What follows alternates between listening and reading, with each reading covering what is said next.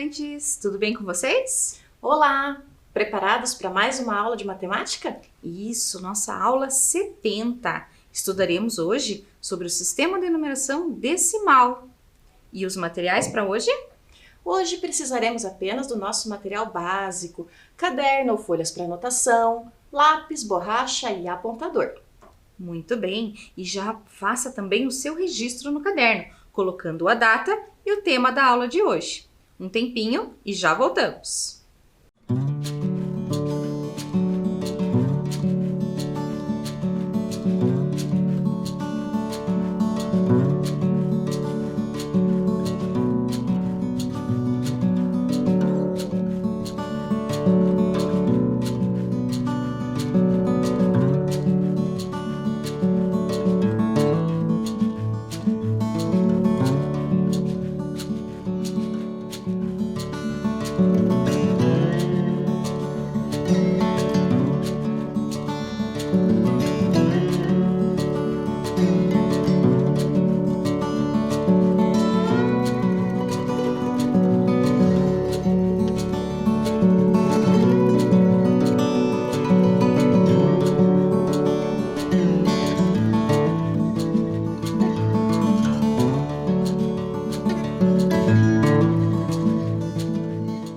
Tudo certinho aí com a sua anotação? Vamos relembrar a aula anterior? Na aula anterior, nós conhecemos a história da Malala, a menina que queria ir para a escola. Fizemos vários registros das preferências dos estudantes de uma escola, sobre preferências nas modalidades esportivas. Isso mesmo. Nós apresentamos então estas preferências em forma de um quadro e depois vocês organizaram todas essas informações em gráficos. Inclusive, fizeram um gráfico de setores, não é mesmo? E para a aula de hoje, uma nova história. Hoje conheceremos a história Cacoete, da autora Eva Furnari. Acompanhem o resumo dessa história. Olá, estudante do quarto ano! Preparado para mais uma história? Hoje eu trago para você uma versão resumidinha do livro Cacoete, da Eva Furnari. Mas te deixo uma dica. Se tiver a oportunidade de pegar o livro nas mãos e ver todas as ilustrações que o livro traz, é uma oportunidade incrível. Fica a dica. Cacoete era uma cidade pequena, tinha apenas 187 habitantes, todos muito organizados e com uma organização que só Cacoete tinha. As ruas eram alinhadas em ordem alfabética, por exemplo. Rua dos Alfinetes, Rua das Berinjelas, Rua dos Calcanhares e assim por diante. Os habitantes também se organizavam dessa maneira. Desse modo, Frido morava antes da Griselda e depois da Eusinete. O modo de se vestir deles também era muito peculiar. As mulheres usavam vestidos de bolinha sempre da mesma cor e os homens camisa branca e calça xadrez. As pessoas altas se sentavam em cadeiras altas e as pessoas baixas em cadeiras baixas. As coisas dos armários eram muito bem organizadas, coisas quadradas com coisas quadradas, coisas redondas com coisas redondas. Os habitantes tinham orgulho do jeito cacoeteco de ser. Um dia, porém, coisas muito estranhas começaram a acontecer por lá. Coisas que mudariam a cidade para sempre. Tudo começou quando Frido resolveu comprar o presente de Dia dos Professores. Presente de Dia dos Professores em Cacoete tinha que ser uma maçã. Então que Frido juntou seu dinheiro e foi até a única quitanda da cidade. Para sua surpresa, ele chegou lá e já não tinham mais maçãs. Aquilo era muito estranho para a organização tão certinha daquela cidade. Bom, Frido resolveu ir até a cidade vizinha, Joanete, para conseguir comprar uma maçã. Não seria nada fácil, mas Frido se encheu de coragem e lá foi. Andou, andou, andou, subiu montanha, correu de bicho, andou de barco, atravessou ponte, correu da chuva, desceu montanha e subiu 119 degraus.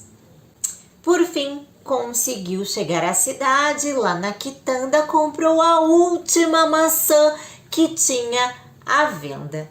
Estava muito bonita e Frido voltou muito satisfeito para casa. De repente, ele sentiu uma vontade incontrolável de comer aquela maçã. Estava tão bonita, tão cheirosa. Mas Frido estava determinado. Assim, guardou a maçã numa gaveta e deixou lá até o dia dos professores para que ele não tivesse mais vontade de comer. Tamanha foi a surpresa quando ele abriu a gaveta para, no dia dos professores, levar para a sua professora e estava a maçã completamente podre, cheia de bichinhos saindo por lá. E agora? Tragédia anunciada. Frido resolveu pedir ajuda. Assim, um vizinho foi perguntando para o outro até que alguém sabia dar uma indicação importante para o Frido. A dona Lúcia vende maçãs. Bom, o endereço da dona Lúcia como era? Você pega a Rua da Roda, entra à direita na Rua das Tortas, atravessa a Ponte do Bambu. É na Rua das Trutas, número 22, um casarão de chaminé preta. Muitíssimo obrigado. Frido, então, foi por esse caminho e foi tentando decorar aquela explicação. Roda direita, tortas, bambu, trutas, 22, chaminé preta. Assim, não tinha perigo de errar, ia dar tudo certo. E Frido foi contando as coisas que via pelo caminho. Era um costume cacoeteco também. 2 gatos, 3 galinhas, 5 cachorros, 15 andorinhas, 25 bichos, sendo 7 mamíferos e 18 aves. Os cacoetecos eram realmente assim. Sim, que Frido foi seguindo e chegou até a floresta. Lá avistou uma casa com uma chaminé e estava certo de que era a casa da dona Lúcia. Frido resolveu bater na porta daquele casarão. Lá de dentro, uma voz que parecia ter teias de aranha perguntou: "O que você quer?" Quero comprar uma maçã, tenho dinheiro aqui, ó." E a voz respondeu. Pegou o dinheiro e respondeu: "Espere um pouco."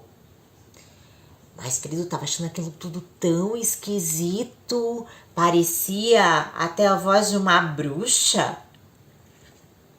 Bom, será que dona Lúcia era uma bruxa? Aquela mulher pegou a batata, colocou no forno e, para surpresa dele, saiu de lá uma belíssima maçã. Frido tinha certeza de que dona Lúcia era uma bruxa, mas pegou aquela maçã linda e saiu correndo dali.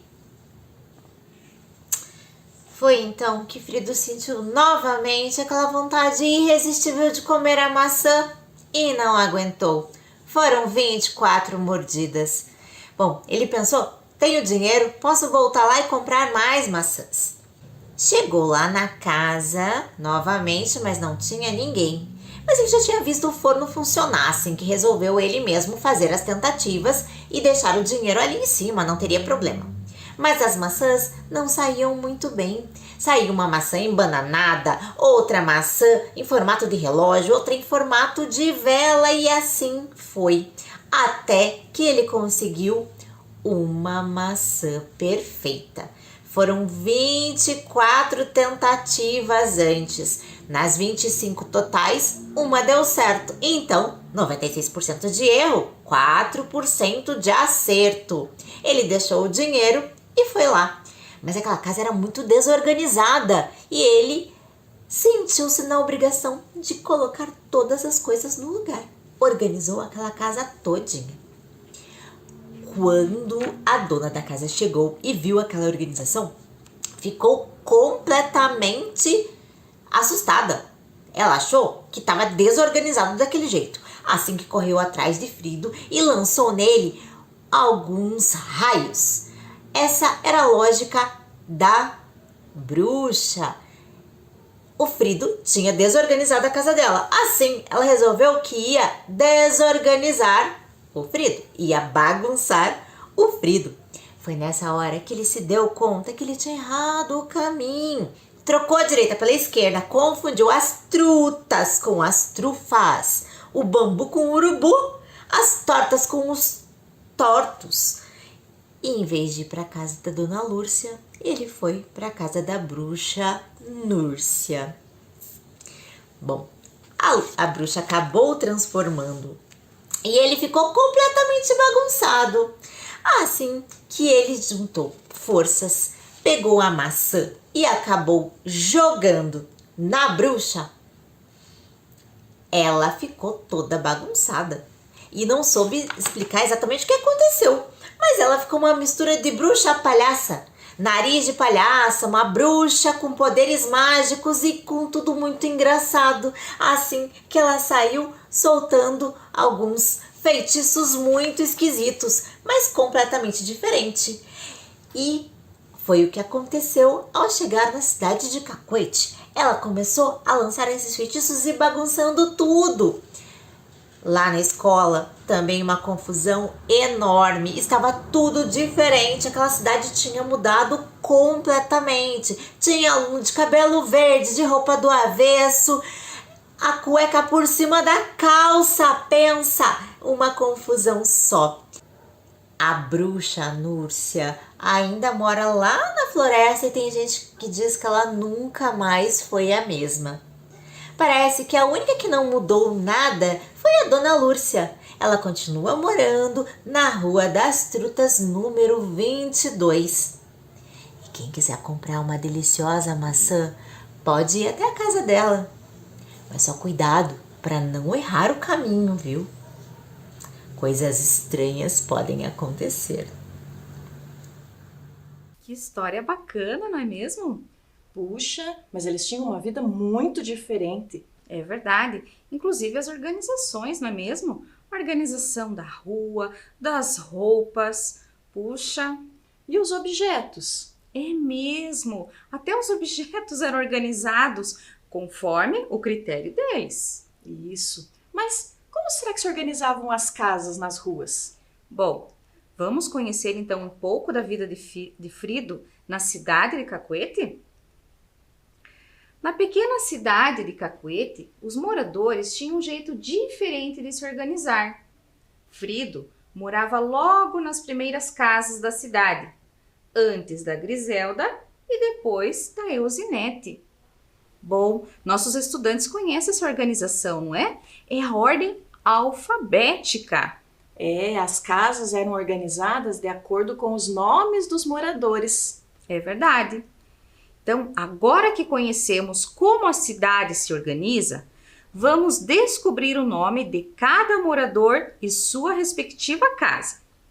Vejam que nós temos aqui vários nomes dos moradores: Frido, Olenka, Bento, Griselda, Dora, Arlinda, Celino e Eusinete. E as suas casas. Mas nós não sabemos ainda quem mora em qual casa. Mas nós sabemos qual é o tipo de organização. É em ordem alfabética.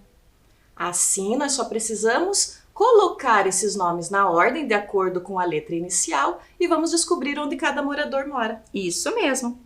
Bom, então, lembrando lá, qual é a primeira letra do nosso alfabeto? Letra A. Isso. E qual nome aqui começa com a letra A? Arlinda. Muito bem. Então, vamos já identificar a moradora da primeira casa.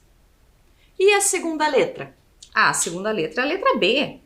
Nós temos lá o morador Bento. Então, ele mora na segunda casa. Muito bem.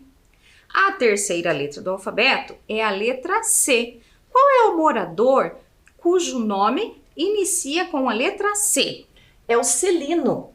Muito bem, então ele mora na terceira casa. A próxima letra é a letra D. Qual será o próximo morador, então? Ah, vamos conferir? Muito bem, é a Dora. Agora, nós teremos a letra E. Um nome, vamos ver qual inicia com a letra E? Ah, sim, Eusinete. Então, ela será a próxima moradora. Depois da letra E, qual nós temos? E a letra F. Ah, é o nosso personagem principal, o Frido. Muito bem. Após a letra F, a letra G. A Griselda. E depois da letra G, Letra H, de Olenka. muito bem. Bom, então já conhecemos os moradores e as suas respectivas casas. Bem, mas essa não é a única organização das casas. Todos nós sabemos que nas casas existe um número para identificá-las. É verdade. Então, como a numeração das casas também segue uma sequência, vamos descobrir qual é o número da casa de Olenka? Vamos observar lá então. A Arlinda mora na casa 1230. O Bento na casa 2340. O Celino na casa 3450. A Dora na casa 4560. A Eusinete mora na casa 5670. O Frido na casa 6780.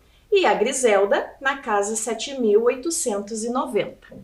Bom, parece-me que essas casas realmente seguem um critério, não é mesmo? Eu percebi que os números vão aumentando conforme a gente vai passando pelas casas. É verdade. Mas e elas vão aumentando com algum padrão, será? Ou é aleatório? O que você acha de nós colocarmos esses números aqui na mesa para que a gente possa pensar melhor sobre isso? Isso mesmo. Vamos lá? Então, nós temos aqui as nossas fichas. E nós vamos organizar, então, a numeração das casas. A primeira casa é 1230. Muito bem. A próxima casa, 2340. Bom, já vimos aqui que aumentou consideravelmente, né? Da primeira para a segunda casa. É verdade. Vamos ver se a gente consegue aqui identificar qual é esse padrão? Vamos lá. Bom, olhando aqui, observando então a unidade de milhar. Nós tínhamos na primeira casa apenas uma unidade de milhar. Na numeração da segunda casa, nós já temos 2 unidades de milhar. Puxa, nós tivemos o aumento de uma unidade de milhar. Muito bem. Agora vamos conferir a centena. Na primeira casa, nós temos 2 centenas. Para a numeração da segunda casa, nós temos 3 centenas. Bom, de 2 para 3, nós aumentamos uma centena também. Interessante. Agora vamos verificar a dezena. Na primeira casa, nós temos 3 dezenas na numeração. E na segunda casa, nós temos 4 dezenas. Novamente, de 3 para 4, aumentamos uma dezena. Isso. Então, significa que a numeração da primeira casa para a segunda casa aumentou uma unidade de milhar, uma centena e uma dezena.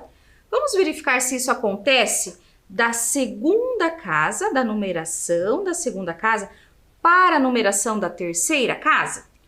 Vamos, então precisamos montar o próximo número. Certo.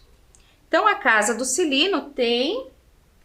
A sua numeração é 3450.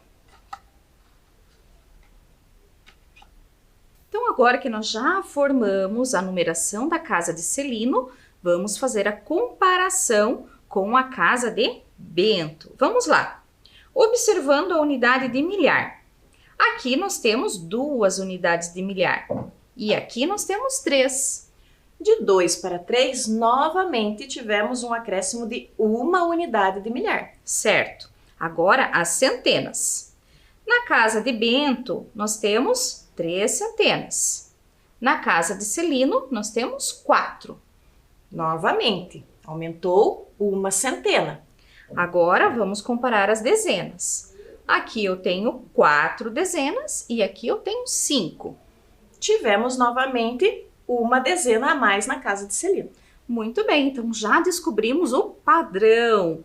Para reconhecermos então a numeração da próxima casa, nós precisamos acrescentar 1 unidade de milhar, 1 centena e 1 dezena. Muito bem. Então agora que nós descobrimos o padrão, nós vamos montar a numeração da casa de Dora. Isso mesmo. Agora a gente pode, a partir do número da terceira casa, descobrir qual é o próximo número. Certo. Na terceira casa, na unidade de milhar, nós temos aqui o número 3. Então, na próxima, nós teremos 4 unidades de milhar. Certo, 4.000. Muito bem. E na centena? Nós tínhamos aqui 4 centenas. Aumentando 1 centena, teremos 5 centenas. E na dezena? Nós tínhamos 5. 5 dezenas mais 1? 6 dezenas. Muito bem. Então, o número da próxima casa é 4.560. Certo. Bom, mas nós precisamos descobrir a numeração da casa de Olenka. Então, nós podemos partir da casa anterior à dela. É verdade, da casa da Griselda. Qual é mesmo a numeração da casa de Griselda? A Griselda mora na casa número 7.890. Então vamos montar essa numeração? Vamos sim. Vamos tirar esses daqui. Então vamos lá. 7.890. Certo. E agora, que desafio, hein? Puxa. Encontrar então a numeração da casa da Olenka. O que nós precisaremos fazer mesmo? Nós temos que aumentar esse número em 1 unidade de milhar, 1 centena e 1 dezena. Será que os estudantes em casa conseguem descobrir qual é o próximo número? Com certeza. Já voltamos então para verificar.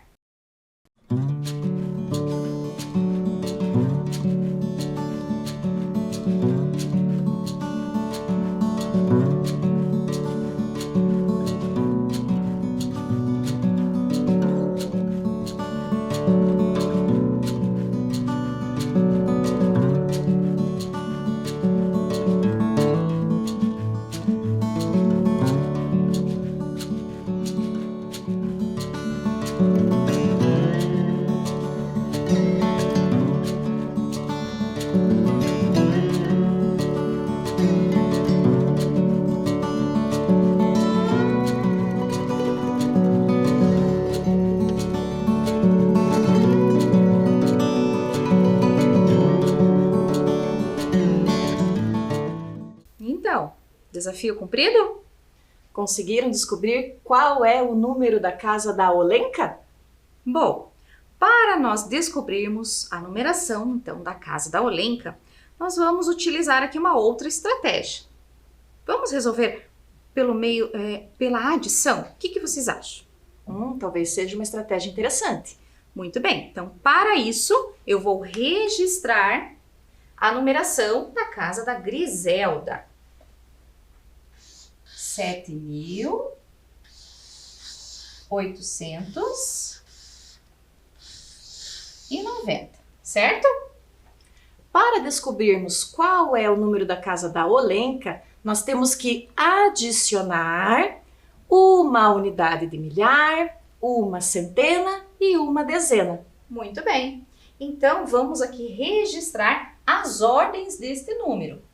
Nós temos aqui as unidades, dezenas, centenas e unidades de milhar.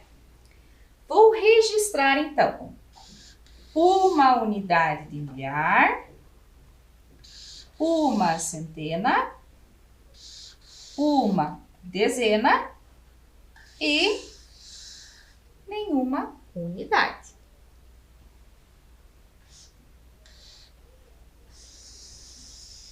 Então, agora nós vamos adicionar para encontrar, então, a numeração da casa da Olenka. Vamos juntos? 0 unidades mais 0, 0. 9 dezenas mais uma dezena, 10 dezenas. Vamos então reorganizar? Ficaremos com uma centena. Uma centena mais 8, 9. Mais uma, 10. 10 centenas é o mesmo que uma unidade de milhar.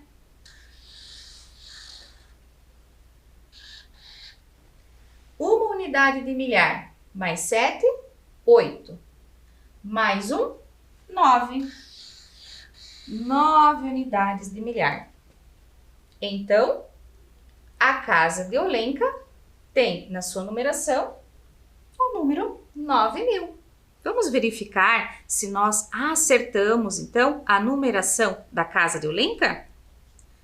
Nós fomos, então, adicionando o nosso padrão e, a partir da numeração da casa de Griselda, adicionamos também esse mesmo padrão e, sim, encontramos a numeração da casa de Olenka, 9.000. Muito bem. E os nossos estudantes acertaram aí também? Com certeza. Bom, mas nós temos mais alguns desafios. Vejam só. Observando os números das casas, identifique-os de acordo com as dicas. Quais serão essas dicas, então? Fiquem bem atentos e façam junto com a gente. Então, vamos lá. A primeira dica é o menor número. Bom, então de todas as numerações que nós temos lá, nós temos que descobrir qual é o menor deles. Ah, mas essa tá fácil. Vamos verificar qual é a primeira casa? Sim, já que os números vão do menor para o maior, a primeira casa terá a menor numeração. Certo. Então é a numeração da casa da Arlinda, 1.230. Essa foi muito fácil. Vamos para a próxima. Próxima dica. O maior número. Bom, de todas essas casas que nós vimos, o maior número deve estar na última casa. Isso mesmo. E nós já descobrimos, acabamos de descobrir. É a numeração da casa da Olenka, 9.000. Isso mesmo. A próxima dica. O número com mais de 2 e menos de 3 unidades de milhar. Nossa, essa já está um pouco mais difícil. Fiquem atentos. Bom, juntos, observando todas essas numerações. Se precisa este número ter mais de 2 e menos de 3 unidades de milhar, será que vamos observar apenas esta ordem? Bom, neste caso, talvez sim, pois nós só temos um número com 2 unidades de milhar e um número com 3 unidades de milhar. Certo, mas nós também precisamos observar as centenas e as dezenas. Então, nós temos aqui a casa de Bento, 2.340. Ele tem mais do que 2 unidades de milhar, pois ele ainda tem 3 centenas e 4 dezenas. Isso mesmo. E agora, a última dica. Vamos lá. O número que apresenta o algarismo 5 na ordem das centenas. Agora nós temos que observar todos os números na ordem da centena. Aquele que tiver o 5 será o número procurado. Muito bem. Eu vou observar aqui a numeração da casa de Bento. Vamos verificar. Unidade, dezena e centena.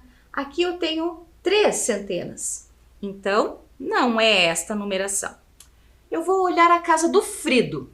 Vamos lá. Nós temos unidade, dezena, centena. Puxa, são 7 centenas. Também não é o número que nós queremos. Ah, mas eu tenho certeza que vocês já identificaram.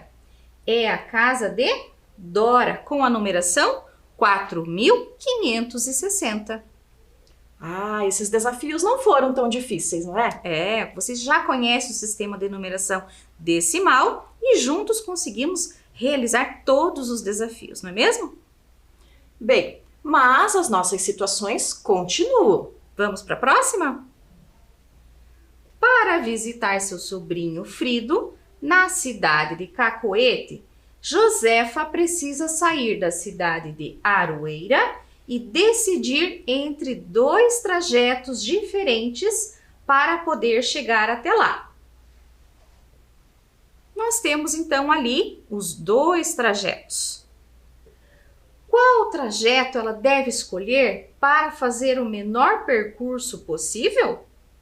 Será que ela irá de Aroeira, passando por Barranco, para chegar até Cacoete? Ou saindo de Aroeira, passando por Dália, até chegar Cacoete? Bom, para nós descobrirmos, precisamos saber qual o percurso desses trajetos.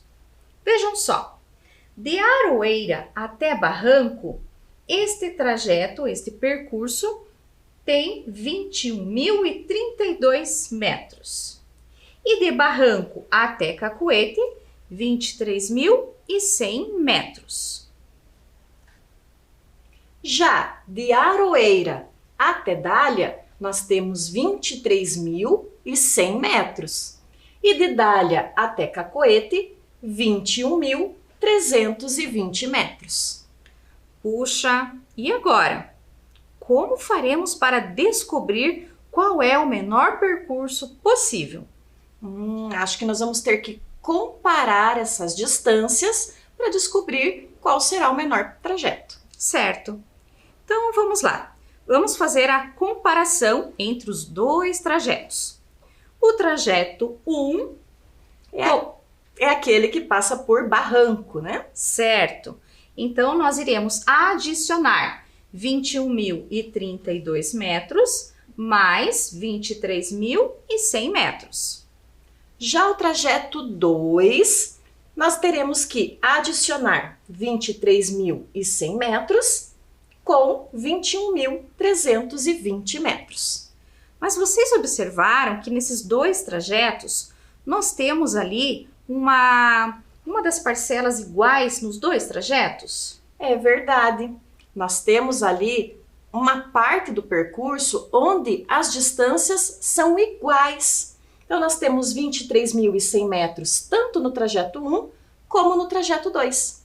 Então, vamos observar ali a outra parte de cada trajeto? Nós temos ali 21.032 metros para o trajeto 1 e para o trajeto 2, 21.320 metros. Se nós compararmos essas 2 distâncias, já saberemos qual será o trajeto menor. Certo. Vamos deixar um tempinho, então, para os nossos estudantes também fazerem essa comparação em casa? Um tempinho e já voltamos.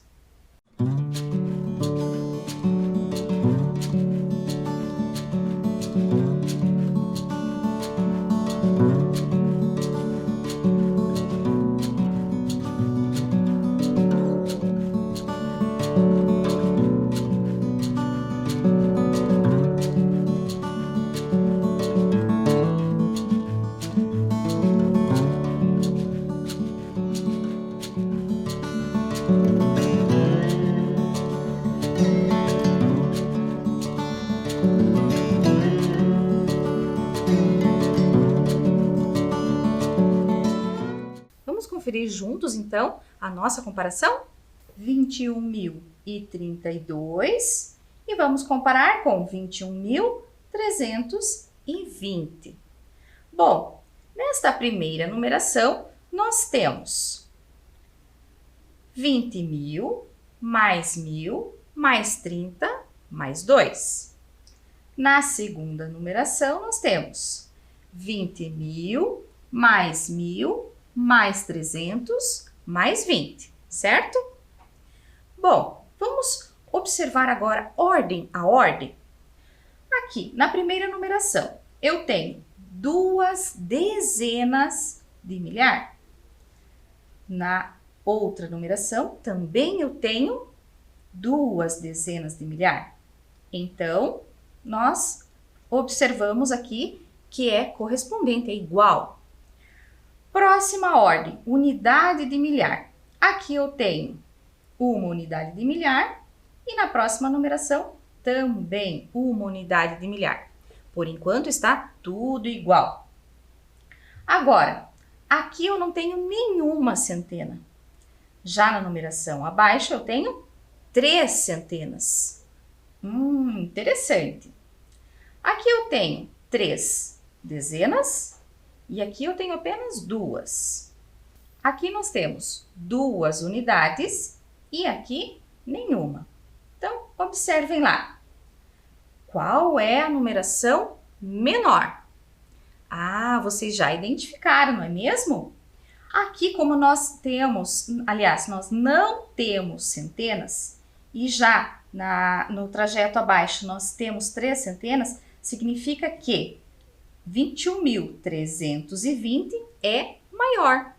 Então, Dona Josefa irá escolher o trajeto menor, não é mesmo? O trajeto 1, que é aquele que passava por Barranco.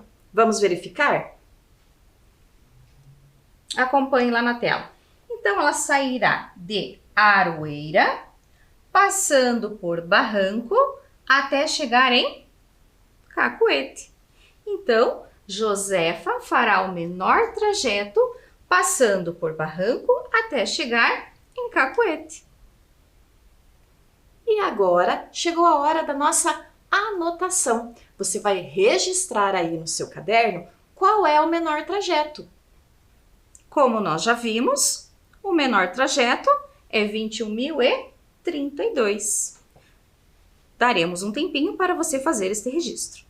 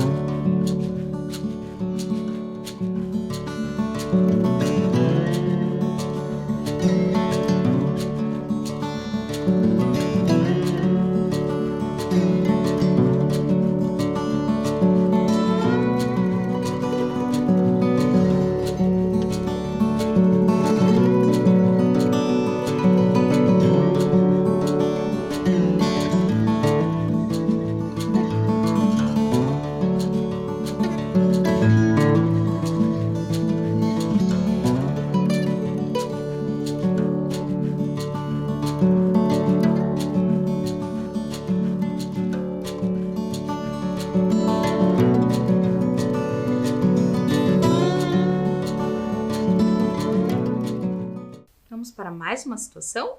Cacoete é uma cidade que recebe muitos turistas. Observe a quantidade de hóspedes que se hospedaram na cidade. Então, nós temos aqui um quadro com alguns meses e a quantidade de hóspedes nesse respectivo mês. Então, nós temos lá, no mês de junho, nós tivemos 10.650 hóspedes. No mês de julho, 13.917 hóspedes. Em agosto, foram 11.581. Em setembro, 9.036. E no mês de outubro, 12.697 hóspedes. Ok, Mas em que mês a cidade recebeu menos turistas? E em que mês recebeu mais? Agora nós teremos que novamente fazer uma comparação entre as quantidades de hóspedes para saber em que mês nós tivemos mais e em que mês nós tivemos menos hóspedes. Então, vamos organizar estas quantidades no nosso quadro valor-lugar. Isso facilita muito a nossa comparação. Muito bem. Então, vamos encontrar a quantidade maior de hóspedes? Vamos começar então comparando pelas unidades? Certo. Então, nós temos aqui, nas unidades, vários algarismos representando quantas unidades nós temos. Então, aqui nós temos 0 unidades, 7, 1 unidade, 6 e 7. Se nós comparássemos apenas as unidades, nós teríamos um empate, né? 7 aqui e 7 aqui. Mas não basta compararmos apenas a unidade. Precisamos também verificar as outras ordens. Vamos dar sequência observando as dezenas?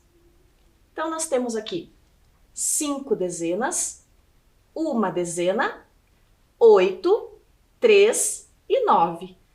Qual seria o maior número se comparássemos apenas até a ordem das dezenas? Ah, seria aqui, onde nós temos o 9. Isso mesmo, mas os números têm mais ordens, então nós temos que continuar a comparação. Isso mesmo. Vamos então agora observar a ordem da centena. Nós temos aqui 6, 9, 5, 0 e 6. Então, se nós comparássemos apenas até a centena, qual seria o maior número? Aqui, ó, onde nós temos o algarismo 9. 917. Certo. Mas ainda temos que comparar a unidade de milhar. Vamos verificar? Sim. Então, nós temos aqui 0, 3, 1, 9 e 2. Então se nosso número terminasse ali na unidade de milhar, qual seria o maior? Aqui, ó, 9 unidades de milhar. Mas nós ainda temos a dezena de milhar. E observem que este número que nós acabamos de dizer que seria o melhor, não tem nenhuma dezena de milhar. Interessante. Então, já descartamos. Ele não será o maior. Vamos então agora observar a dezena de milhar.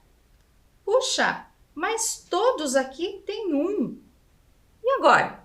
Então nós vamos ter que voltar para a unidade de milhar. Muito bem. Então, nós iremos agora observar apenas as linhas onde nós temos dezena de milhar, correto? E, dando sequência, observar a ordem da unidade de milhar. Aqui nós temos 0, 3, 1 e 2. Em qual deles nós temos uma quantidade maior de unidades de milhar? Aqui, onde nós temos o 3.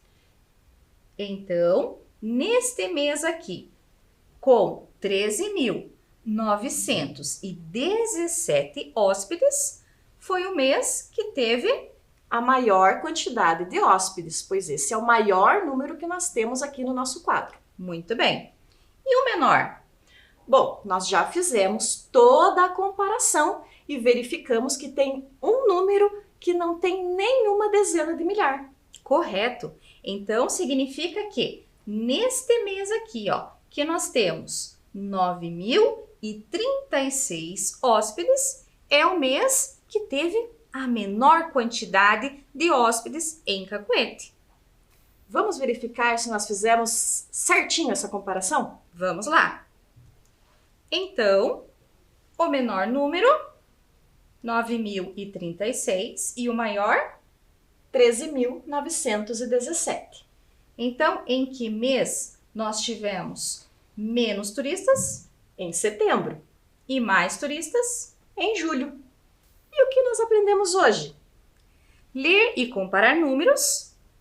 E aprendemos a história de Cacoete, uma cidade que tem uma organização bem diferente. Muito bem, pessoal. Nossa aula chegou ao fim.